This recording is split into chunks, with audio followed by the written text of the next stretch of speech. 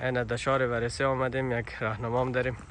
سلام برسه خدمت دوستای عزیز. اینجا یک دونه درخت است خیلی قدیمیه، دقیق یادم نمانده مگرم نزدیکای چند صد سال میشه. اینجا از رزگی کشته خیلی درخت کلانه دیگه. باید بری سعی کنه که مال سال چندم است.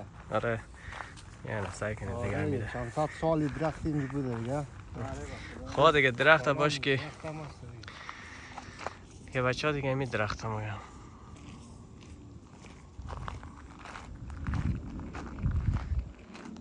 یکی از قدیمی ترین درخت های دنیای تقریبا دیگه. یک کنده از کل خانه یک نفر است دیگه. امال چه حسی داره در پیش یک درخت چند هزار سال آمده؟ خوبی است، جای خیلی خوبی است اینجا. اونایی که طرف های ایتالیا اینجا شکر نماده و یک پیشنهاد میکنی با همینجا خیلی جای خوبی داره. آره. دیگه.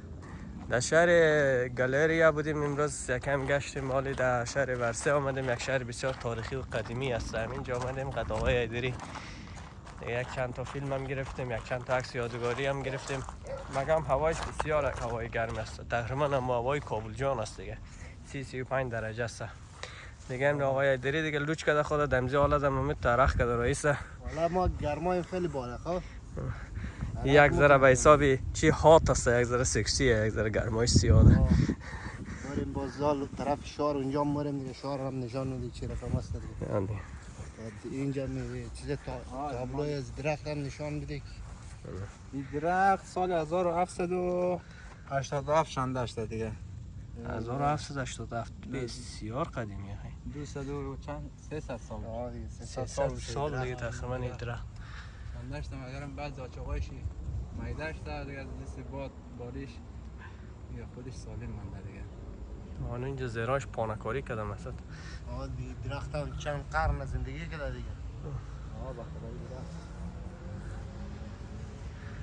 هیچ تو درخت میوه نداره. یک درخت خورما داره دام. خورما هم داده مگم اینجا. اینجا از دست مردم که میوه نمونده. درختای وحشی زیاده دیگه.